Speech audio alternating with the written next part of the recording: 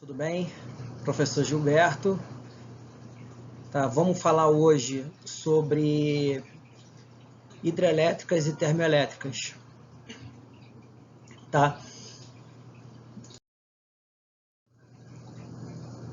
Hoje nós vamos ter uma seguinte expectativa: classificar as etapas de transformação e da distribuição da energia elétrica. Vamos distinguir as vantagens e as desvantagens da implantação de uma usina hidrelétrica e de uma usina termoelétrica. E vamos determinar, com base nas condições socioambientais, qual tipo de usina seria melhor, a hidrelétrica ou termoelétrica. Deve ser implantada em uma região. Transformando energia. Como se obtém a energia? Bom, conforme nós tínhamos visto nos capítulos anteriores, né, a gente tem o tempo todo a mudança o aproveitamento de energia, né? Nós falamos em capítulos anteriores na energia mecânica, né, que eu posso converter a energia potencial gravitacional em energia cinética. Eu posso converter a energia potencial elástica em energia cinética. E por aí eu vou brincando com as energias, sendo que a energia mecânica nada mais é do que o somatório de todos os tipos de energia que estão compreendidos naquela situação. Tá? Então, para a gente entender como é que é o funcionamento de uma termoelétrica ou de uma hidroelétrica, nós vamos primeiramente o quê? Vamos entender como que a gente vai transformar uma energia, né, em um tipo de energia, sendo que o que a gente quer no final é energia o quê? Elétrica, tá? Então, nós vamos estar o tempo todo aproveitando esse entendimento, tá? De capítulos anteriores. Então, vamos lá. A produção e a distribuição de energia elétrica envolve as seguintes etapas: geração, transmissão, distribuição e comercialização. Tá? Então, na geração, no caso de uma usina hidroelétrica, tá? Numa usina hidrelétrica, a gente tem como principal recurso o quê? Recurso hídrico, tá? O recurso hídrico. Depois nós vamos ver como que é o funcionamento, tá, de uma hidrelétrica, como é que ela funciona propriamente dito, tá?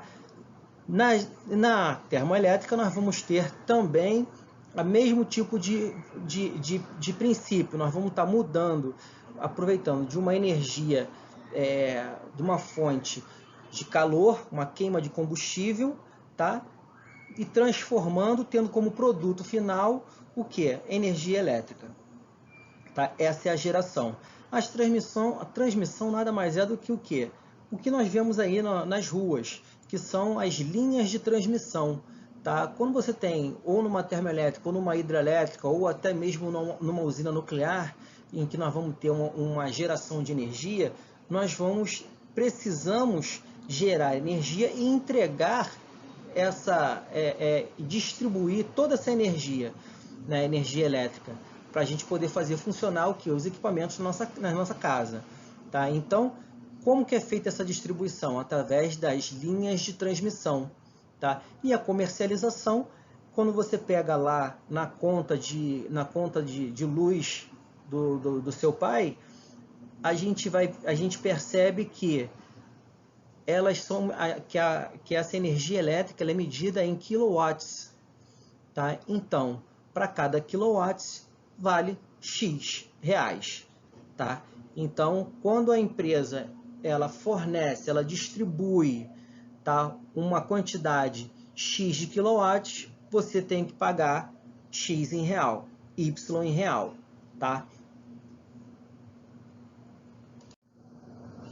Agora, como funciona uma hidroelétrica? Aqui eu coloquei, isso aqui está bem na nossa apostila, esse esquema, né, bem sintetizado do princípio de funcionamento de uma usina hidrelétrica, tá? De uma hidroelétrica, desculpa, tá? De uma hidrelétrica. Então, o que nós temos? Como a gente percebe muito já em vários filmes e desenhos, né? Que você tem aquela parede, uma parede enorme, que aquela parede faz o quê? Ela faz uma contenção da água. Então, nós temos um reservatório. Como a gente está falando de uma quantidade de fornecimento de energia grande, tá? A gente tem que ter o quê? Um reservatório grande para poder acumular essa água, tá? E preferencialmente num ponto mais elevado. Quanto maior o ponto mais elevado, maior vai ser o que? A energia potencial gravitacional, tá? Então, a gente acumula esse recipiente que a gente acumula essa água, tá? A gente coloca lá uma parede enorme, tá?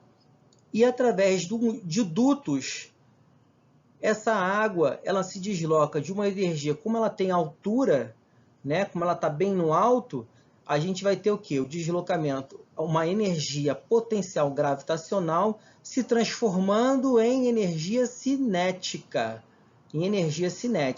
que é o ponto que? O ponto mais baixo, tá? Nessa energia, quando ela atinge aqui a energia cinética, que seria o que é o ponto, energia máxima, quando ela converteu toda a energia potencial gravitacional em energia cinética, essa energia cinética vai gerar o quê? Ela vai fazer com que as pás de um gerador se movam, e esse gerador vai transformar a energia cinética em energia elétrica. E aqui as torres de transmissão vão distribuir, ó, a torre de transmissão vai distribuir essa energia elétrica, tá? Agora, uma coisa importante na hidrelétrica, né? A gente vai ver daqui a pouquinho, nós vamos ver quais são as vantagens e desvantagens de uma hidroelétrica, tá? Então, esse é o princípio básico de funcionamento. É bem para você entender realmente como é que ela funciona. Toda a hidrelétrica vai funcionar com esse mesmo princípio, tá? A gente vai ter uma energia potencial gravitacional na água acumulada num ponto mais elevado, e através desses dutos nós vamos o quê? Vamos controlar a vazão, né? O fluxo de água que vai descer. Se eu quero gerar mais energia, eu desço com um fluxo maior de água, que aí eu vou ter o quê? Uma maior energia cinética, tá? Se eu quiser um fluxo menor, eu vou descer menos água, porque aí ela vai fazer o quê? Vai fazer com que as pás do gerador girem mais lentamente. Então, consequentemente, eu vou produzir menos energia elétrica, tá? Então, praticamente todas funcionarão da mesma maneira, tá? Agora, quais são as vantagens e desvantagens de uma usina hidroelétrica? Vantagem: o rendimento é elevado, economicamente viável, pode produzir energia ininterruptamente, não polui e não utiliza combustíveis. Então, vamos pontuar, vamos pontuar essas vantagens. Rendimento elevado. Quando eu falo em rendimento elevado, é porque eu estou dizendo que eu estou transformando toda a energia potencial gravitacional em energia cinética. E esse aproveitamento chega a 95%, tá? De aproveitamento, de conversão de energia potencial gravitacional em energia elétrica. Aí você vai perguntar assim, professor, mas e esses 5%? Nós vimos também em capítulos anteriores que nós temos o que? Energias dissipativas. E como é que... Pô, não está tendo atrito, professor. Isso aí é uma questão de água. como está dissipando energia aí? Olha só, está dissipando porque quando a gente tem tubos, quanto mais curva esse tubo tiver, mais energia se perde. Então, se eu tenho uma curva de 45 graus, eu vou ter uma perda. Agora, se eu tiver uma curva de 90 graus, eu tenho que parar a água para mudar o sentido desse fluxo. Então, a minha perda de 90 graus é muito maior do que de 45 graus. Então, para cada curva, eu vou ter uma perda de energia. Então, a gente coloca aí, em média, que a gente consegue perder cerca de 5% apenas, tá, de energia. A gente consegue ter um rendimento bem elevado. Economicamente viável. Economicamente viável por quê? Porque eu preciso apenas do controle do fluxo de água, tá? Quando o reservatório está muito cheio, eu não posso deixá-lo transbordar, tá? E eu tenho também que o ciclo da água é um ciclo fechado, tá? É um ciclo fechado que choveu, eu vou ter ali, estou tendo energia, estou tendo fabricação de energia elétrica, tá? Eu só preciso que chova e eu posso produzir energia ininterruptamente.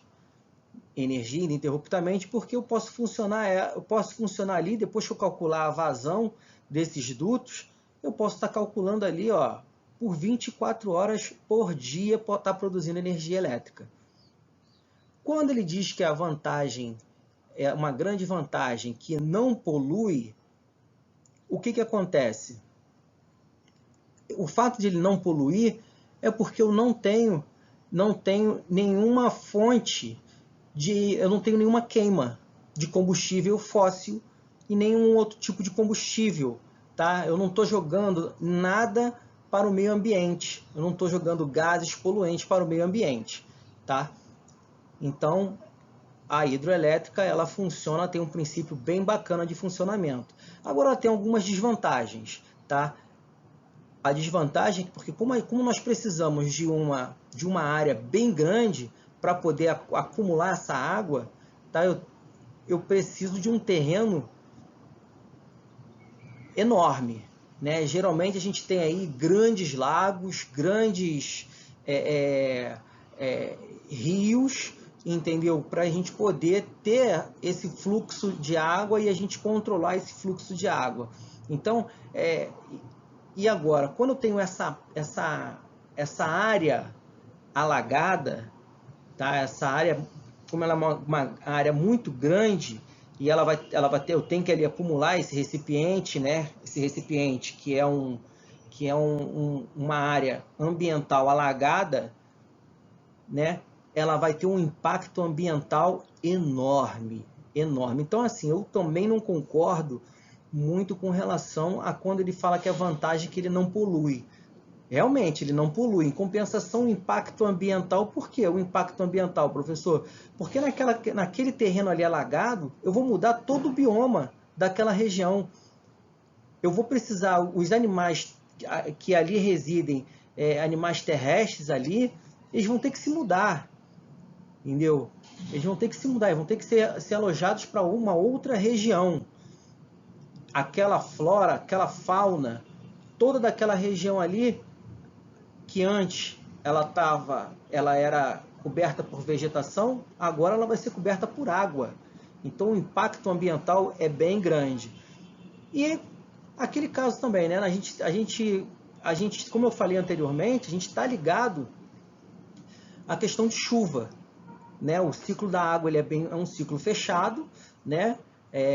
De evaporação, condensação e precipitação, né? Agora, se não chover, eu tenho um problema grande, porque aí o meu reservatório cada vez vai diminuir meu reservatório, e como nós vimos, quanto mais cheio estiver, maior vai ser o quê? A energia potencial gravitacional. E, consequentemente, o fluxo de água que vai ser transformado, tá, em energia cinética. né? Então, assim, só para ilustrar melhor, em 2001, 2002, nós tivemos um problema seríssimo no estado do Rio de Janeiro, que foram, aliás, não foi nem no estado do Rio de Janeiro, foi no Brasil, né? Nós tivemos aí os apagões em 2001 e 2002, que foi uma falta de investimento. Nós fizemos um investimento muito grande na hidrelétrica, nas hidrelétricas, né? E não buscamos outras fontes renováveis de energia. Então, quando houve uma escassez de chuva, nós tivemos um baixa produção de energia elétrica, né? Ocasionando enormes apagões em estados, bairros, entendeu? Apagões, apagar tudo e ficar ali por 1 hora, 2 horas sem luz, tá? Então essa é uma grande desvantagem das usinas hidrelétricas.